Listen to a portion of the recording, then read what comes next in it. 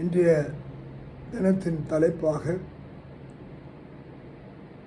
Seek advice என்ற தலைப்பிலே அவரிடத்திலே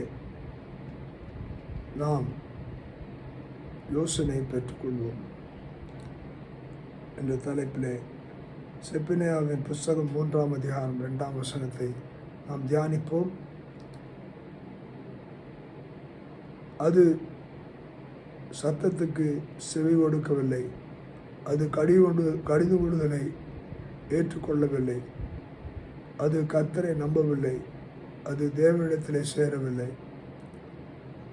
She obeyed not the voice, she received not correction, she trusted not in the Lord, she drew not near the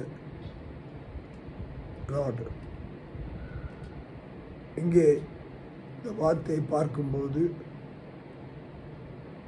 ஒரு குறிப்பிட்ட காரியத்தை அங்கே தீர்க்க தரிசனமாக ஒரு தேசத்தை குறித்து, அந்த தேசம் அந்த ஆலோசனைக்கு, அந்த ஆலோசனையின் சத்தத்துக்கு செவி கொடுக்காததினால் அது கடிந்து கொள்ளுதலாக இருக்கிறதை பார்த்து அதை ஏற்றுக்கொள்ளாததால் அது அந்த கடிந்து கொள்ளுதலை நம்பவில்லை. அதனாலே தேவனிடத்திலே சேராமல் போனது. அதே தான் நம்முடைய வாழ்க்கையிலும் ஆண்டவர் அவருடைய ஆலோசனைகளை படி நடக்க